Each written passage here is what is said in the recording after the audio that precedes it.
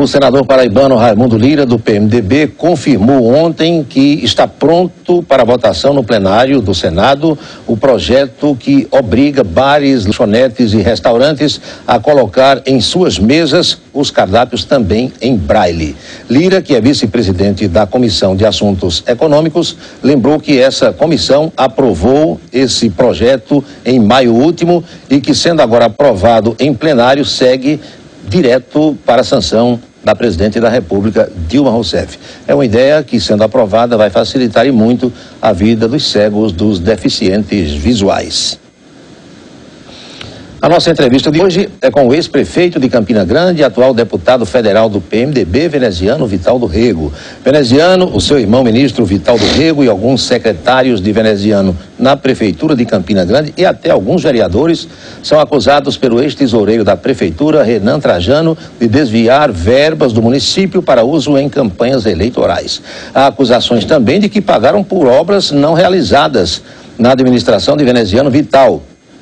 Depois que a sociedade tomou conhecimento do que anda dizendo o ex-tesoureiro, nós convidamos o ex-prefeito campinense para saber o que ele diz sobre essas denúncias e a que ele atribui e que medidas também vai adotar com os seus companheiros. Deputado veneziano, boa tarde. Obrigado por ter aceitado o nosso convite. Tudo em paz? Tudo em paz, tudo bem, graças a Deus. Feliz por revê-lo aqui, porque tive a oportunidade hoje pela manhã de cumprimentá-lo através das ondas da Rádio Cidade.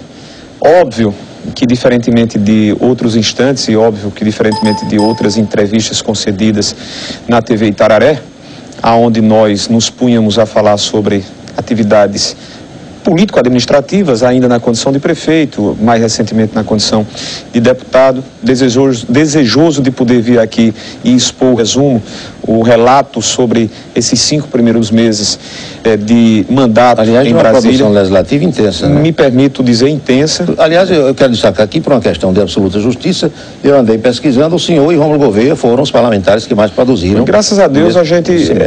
Eu tive a oportunidade, e quando eu digo eu, todo um grupo que trabalha conosco lá, Paulo, que você não pode imaginar que isso é isoladamente. Você tem um corpo lá no gabinete em Brasília, você tem pessoas em Campina Grande, na própria capital do estado, você recebe muitos auxílios, manifestações. Equipe, né? É uma equipe. Trabalhando, então, um grupo. Algumas ideias passadas por mim, outras que cada um tem o direito de fazer. Eleitores passam, né? Dentro desse universo de 60 aproximadamente proposituras, e há de se dizer, Paulo, com muito cuidado, que todas elas originais, ou seja, não há repetições, não há um projeto que tenha sido apresentado por outro deputado que não voltou a essa legislatura. Todos têm como objeto, todos têm como sugestões, novas sugestões. São mais de 60, 55 projetos de lei, 6 ou 7 propostas de emenda à Constituição, temas no universo paraibano, mas amplificado, porque óbvio que o ambiente, o âmbito é Brasil. Mas em relação ao que você coloca... A gente lhe trazer aqui para discutir essas questões, mas também para... Eu estava conversando agora com os colegas aqui, os câmeras e o Reginaldo Bastos, quer dizer, em 2004, veneziano Vital do Rego é um pedófilo, é um tarado. Está atrás de menininhas.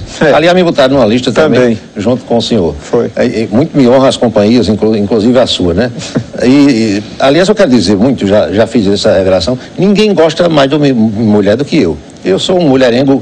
Você tem a sua opção. Admiro as mulheres demais. Agora ninguém nunca me viu com menina menor de idade, nem vai ver. Nem vai ver. Se eu pudesse, eu morava na Arábia Saudita, agindo como aqueles sheiks lá. Mas brincadeira à parte, então, 2004, veneziano, tarado.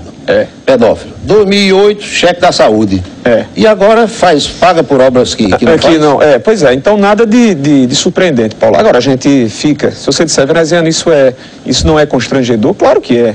Se você vem num pleno recesso de exercício parlamentar, vem com o propósito de visitar os seus municípios, de visitar companheiros jornalistas, de expor o seu trabalho, de ficar com a família, eu estou há 3 dias respondendo ou fazendo esclarecimentos, claro, matérias requentadas, matérias repetidas, todas elas. Hoje pela manhã estive, como disse, na Rádio Cidade, em outras emissoras, expondo algo que a própria Campina Grande, ou boa parte dela, já tem conhecimento de há muito. E o seu pai, o saudoso tribuno Vital do Rego, nos dizia, e é verdade, a gente sabe, que o sujeito responder por alguma coisa que fez, ele deve se responsabilizar pelo que fez, ter a responsabilidade. E, se for o caso, pagar pelo erro. Sim, claro. Agora, óbvio. você ser acusado de uma coisa que não fez, deve machucar muito. Isso é que é eu mais já sofri isso também. Já sofreu. E cada um de nós, em qualquer um dos ramos, atividades profissionais, enfim, onde estejamos, estamos suscetíveis a essas maldades humanas. Os homens públicos, as pessoas públicas. Mais ainda. Né? Quem bota a cabeça de fora na vitrine, você está suscetível. Mais ainda. E o ambiente é um ambiente de emparedamento. Tenho dito isso, usando esse termo. É um ambiente de emparedamento da classe política. De jogo sujo. De jogo sujo. Qualquer tipo de alusão a homens públicos, Paulo, já significa, de fato, um julgamento pela sua culpabilidade. Isso é extremamente... Infelizmente. Né? Então, esse material que trouxe a Folha de São Paulo, e aqui eu não estou desconhecendo o histórico da Folha de São Paulo, estou apenas dizendo que o jornalista deveria ter o mínimo de cuidado numa matéria investigativa... De ouvir as duas partes. De ouvir as duas partes, e mais do que isso, se a matéria tem como ponto central uma acusação de que obras não teriam sido realizadas... Qual seria a fonte? Qual seria a fonte, certo? Nada mais sugerível do que ir ao Tribunal de Contas do Estado. Ele não foi. Nada mais sugerível de que perguntar ao acusador, que sabidamente se permitiu ser subvencionado por aqueles que são os meus opositores, por aqueles que são os meus contendores, o de dizer qual é a rua que não foi pavimentada, qual é a drenagem em determinado logradouro, rua, que não teve, de fato, a sua execução. Pronto. Aí sim, você estaria trazendo uma denúncia e com ela a comprovação.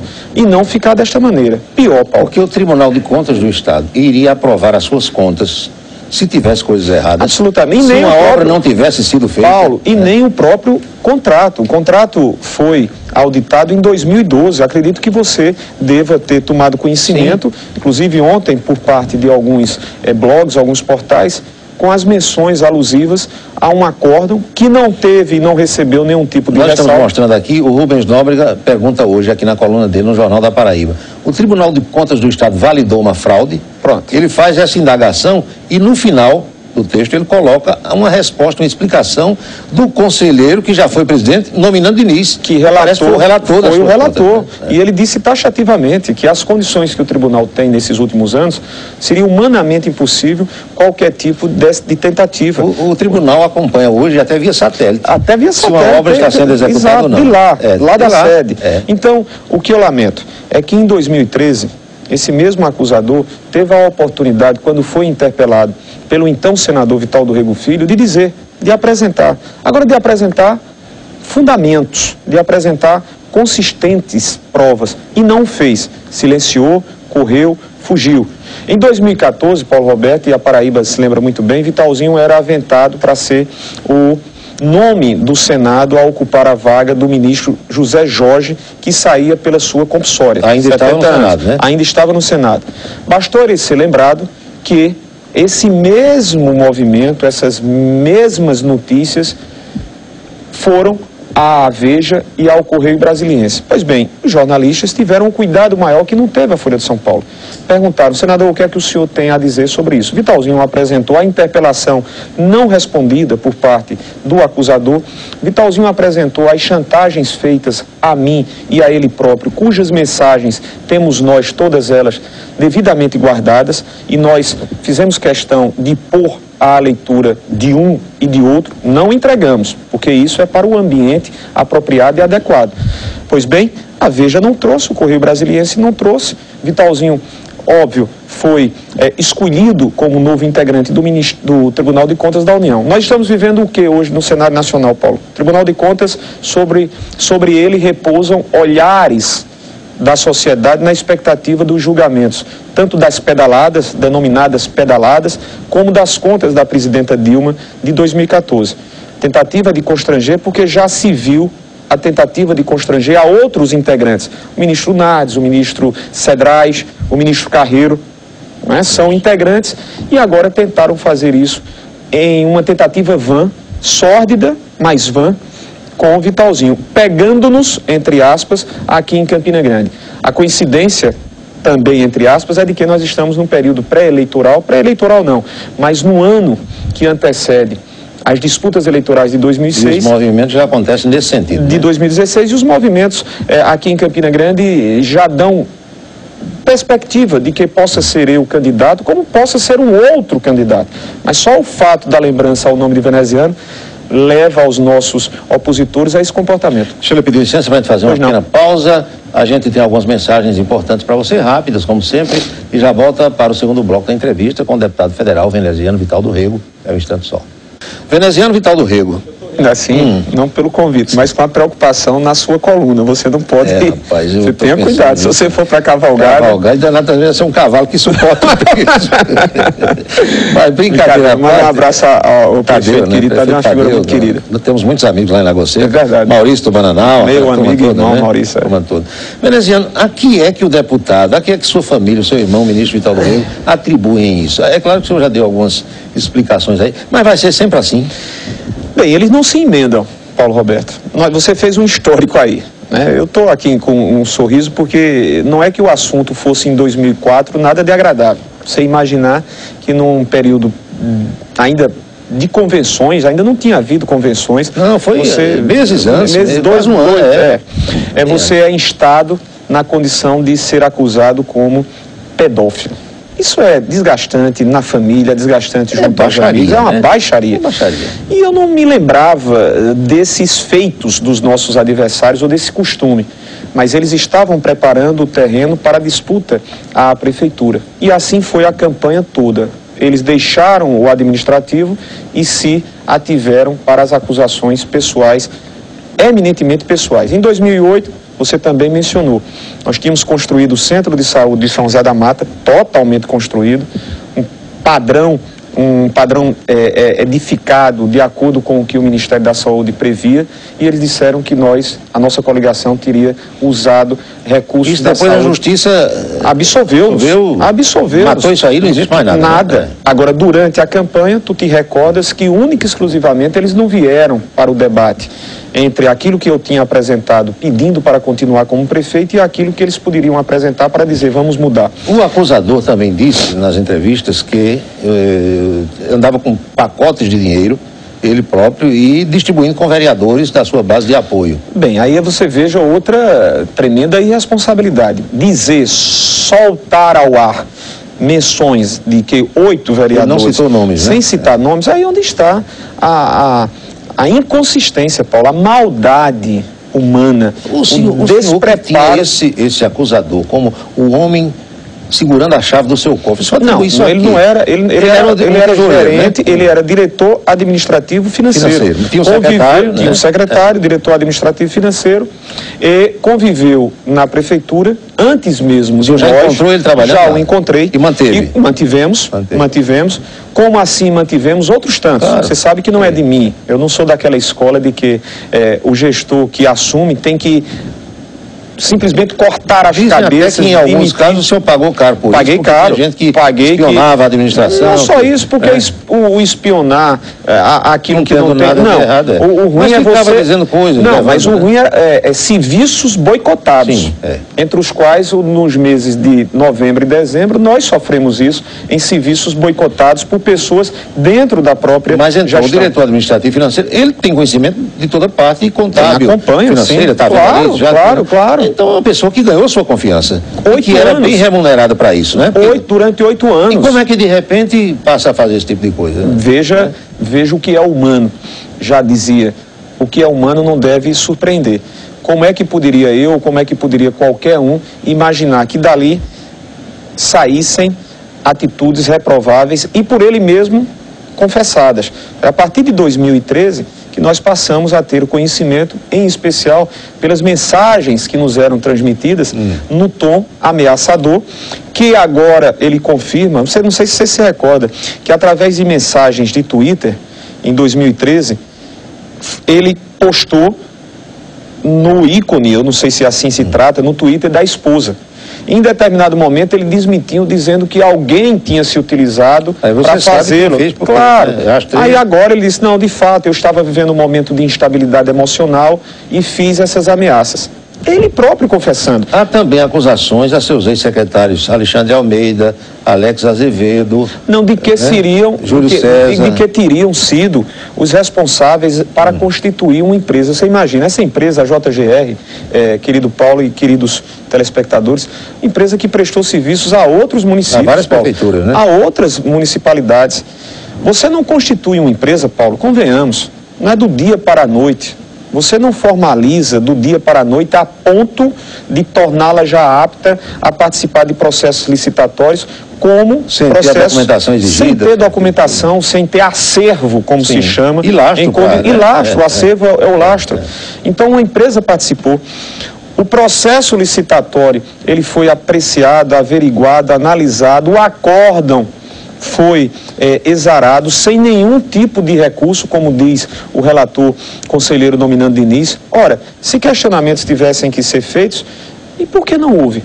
Ele até disse na coluna do jornalista Rubens Nóbrega, não houve qualquer tipo de questionamento. Por quê? Simplesmente porque as obras existiram, porque o procedimento licitatório tem sua metodologia própria, né? De acompanhar, a auditoria se dá tanto em campo como internamente, mas nós estamos submetidos a isso. E em relação ao seu irmão, ministro Vital do Rego, parece que há uma acusação de fazer campanha, de reunir servidores. Não, aí veio, depois dessa, na segunda-feira, aí eu até falava com o Vitalzinho ao telefone, e ele dizia, veja, meu irmão, até que ponto se chega. Eu digo, por um lado, meu irmão, Vitalzinho, é bom, porque fica a constatação, mais do que inequívoca, Paulo Roberto, que até com assuntos, com todo respeito, sem nenhuma consistência. Vocês tomam as devidas precauções para... Exato, e não é só isso. É o intuito de tentar colocá-lo no olho do furacão. Paulo, você ser investigado porque na condição de senador participou da campanha da sua candidata, como foi em 2012, e tu sabes os cuidados que sempre nós tivemos, reuniões que sempre eram realizadas após os expedientes de trabalho dos nossos companheiros. Eu me lembro que em algumas situações o senhor verificava a presença dos fiscais da Justiça. Sim, porque estamos aqui ao lado dos nossos companheiros, auxiliares da Justiça Eleitoral, sejam muito bem-vindos, participando de uma reunião. Sabendo que eles estavam gravando tudo, né? Às 8 horas da noite, porque tudo está registrado lá. Pois bem, aí alguns jornais trazem. Por quê?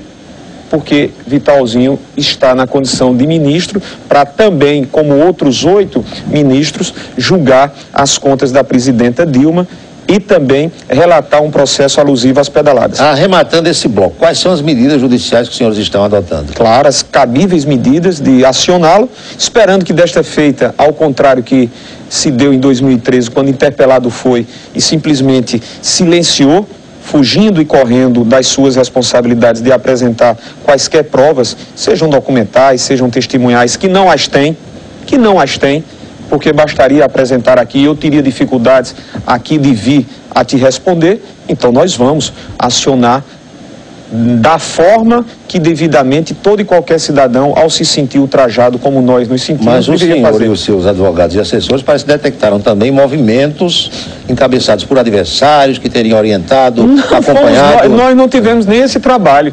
Esse trabalho seria feito até para que nós mostrássemos, porque sabíamos, já tínhamos recebido essas informações, mas eles mesmos, os integrantes palacianos, em nível municipal, se apresentaram dizendo, eu tenho me encontrado várias vezes com o acusador.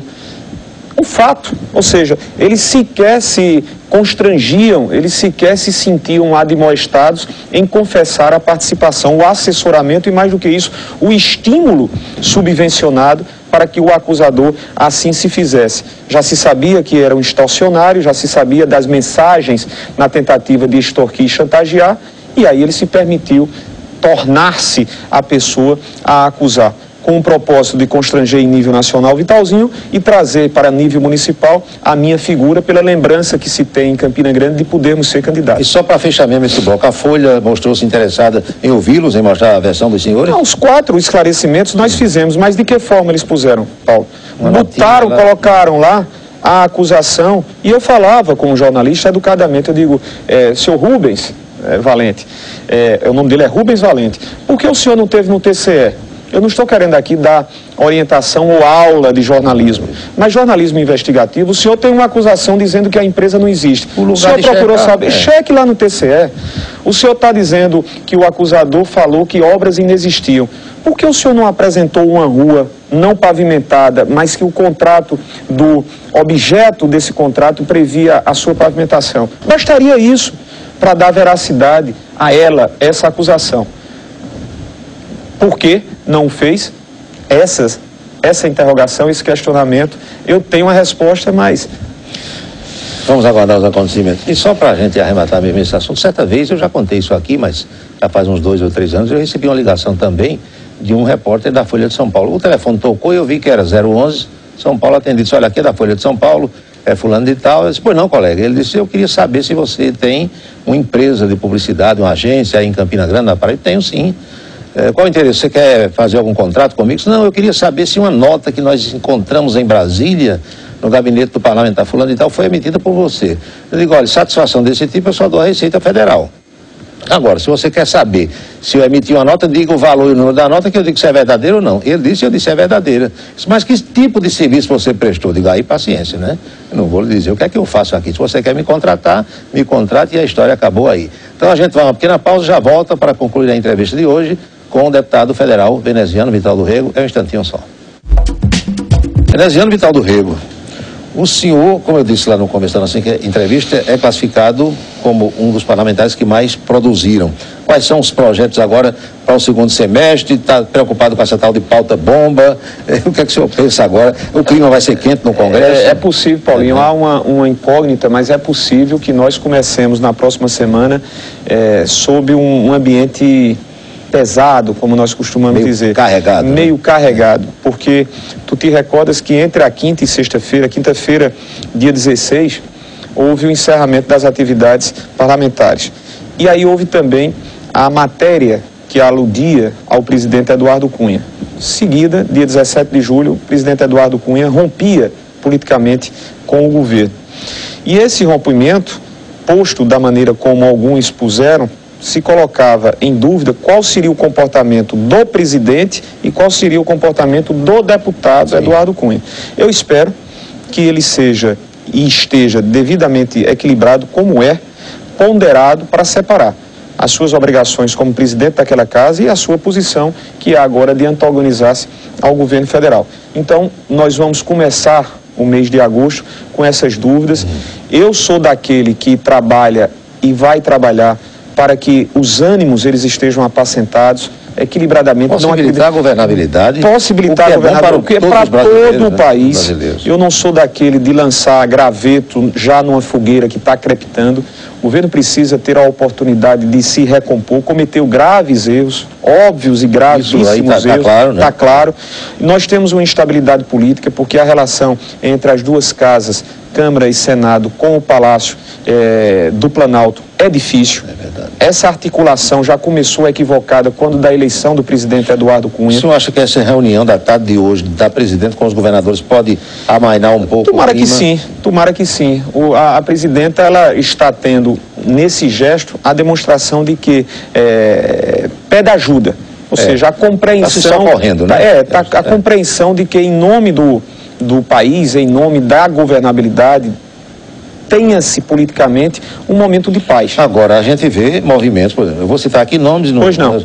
Fernando Henrique Cardoso, ex-presidente, Zé Serra, Geraldo Alckmin menos, mas Aécio Neves, Cássio Cunha Lima e outros tucanos estão danados querendo a saída da presidente, estimulando o povo a ir às ruas e tal. Isso é bom ou é ruim nesse momento? Ao meu ver, ruim, porque isso não traz nada que possa ser aproveitado. Não estou dizendo ruim a manifestação, não. Claro. A manifestação, ela é... Os posicionamentos, Eu estou dizendo dos posicionamentos, ou seja, querer que a situação piore além das dificuldades que atualmente... A presidente estendeu a mão, ela e Lula, e os tucanos rejeitaram. Claro, e não foi pelo fato deles não desejarem que qualquer tipo de investigação, porque a investigação existe, deve existir exatamente para que detectados sejam os fatos e os seus autores.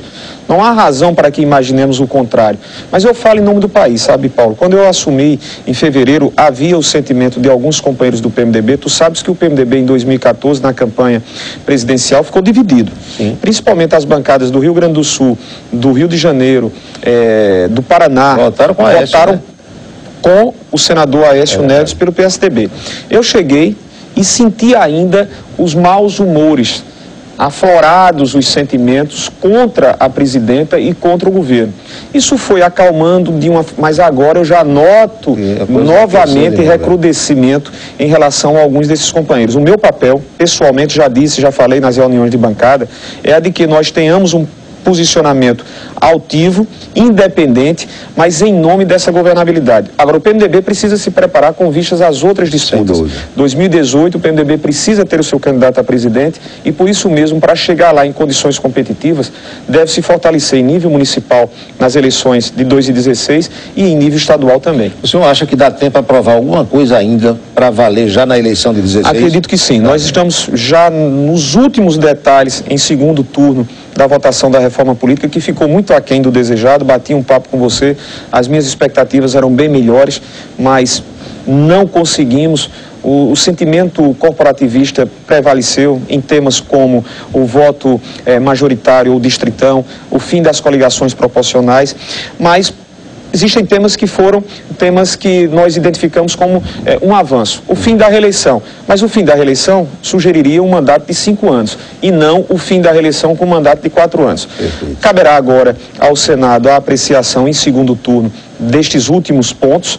Retorna à Câmara Federal para que nós consigamos até o dia 2 de outubro de 2015 essa promulgação. Em sendo promulgada até lá, valerá para as eleições de 2016. Encurtado o tempo de disputa, né? São 45 dias de campanha, também o tempo de guia eleitoral para 35 dias. Excede um pouco o prazo para as coligações, tem isso também?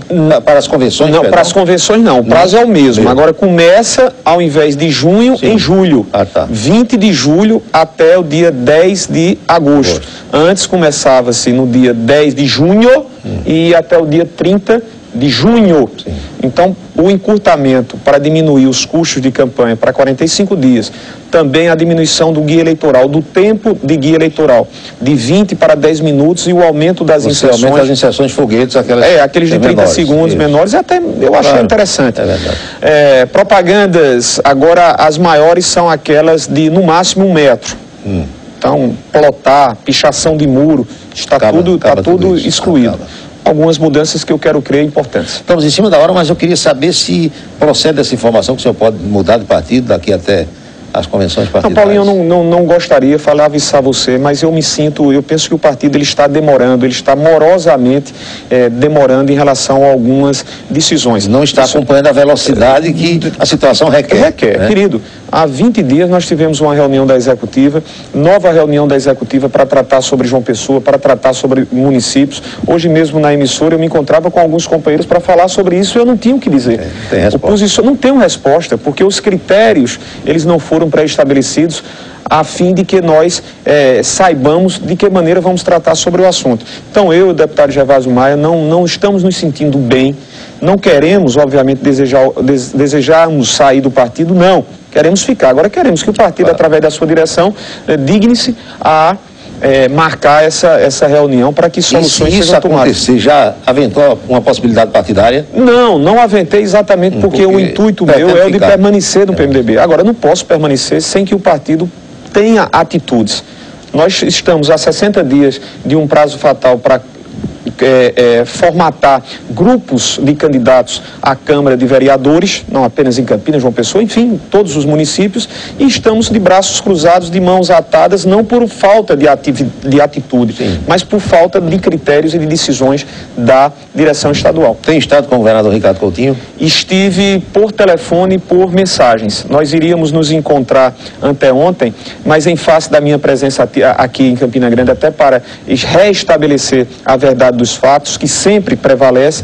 Nós nos falamos por mensagem, o governador deve estar hoje participando da reunião com a presidenta Dilma e é muito provável que amanhã nos encontremos pessoalmente. Nesse final, que recado o senhor dá a alguns adversários, vereadores, deputados estaduais que estão tirando proveito dessas denúncias para fazer cavalo de batalha? Eu não vou pedir para que eles se corrijam, porque eles são incorrigíveis. A atitude dos mesmos são atitudes incorrigíveis, já se viu isso. Se repete eleição após eleição, se repete em qualquer tipo de período. O que eu posso dizer é que, se eles desejam enfrentar-me, saibam, se for o caso, que terão que me enfrentar e me derrotar nas urnas, e não através desse tipo de expediente baixo, ignóbil, abjeto, aonde se conhece autoria material sem qualquer credencial e autoria intelectual que também não tem credencial alguma. Eu não sei se sou candidato a prefeito de Campina Grande, mas se for, aos meus adversários, vocês têm que nos derrotar nas urnas. E aí, as minhas pernas, os meus companheiros, os nossos simpatizantes e, acima de tudo, um trabalho que nós fizemos haverá de prevalecer, se for o caso. Veneziano, muito obrigado. Obrigado, Paulinho. Um grande abraço a você, a todos os companheiros da produção e, de maneira muito carinhosa e especial, aos nossos telespectadores. Muito obrigado. Vamos à última de hoje. Nos dias atuais, é perigoso você abrir a porta da sua casa ou portão para quem quer que seja. Tem bandido utilizando farda de tudo que é empresa para aplicar golpes. Então, abra o olho quando aparecer alguém dizendo que é da Cagepa, da Energisa, ou de alguma empresa de telefonia ou de operadora de internet. Se não estiver esperando alguém, se não tiver marcado nada com alguém, não abre, evite, contate que é assalto na certa. Eu quero agradecer sua atenção, sua companhia e fazer convite para que estejamos juntos amanhã, sexta-feira, tão logo acabe a primeira edição do Jornal da Cultura. Faça contato com a nossa produção, sugerindo entrevistas no programa. Nos assista pela rede mundial de computadores e acompanhe as notas aqui divulgadas no portal da Rádio Cidade AM, que é nossa parceira. Vem aí Saulo Queiroz e Thaís Carvalho com Diversidade. Boa tarde para você, grande abraço e até amanhã.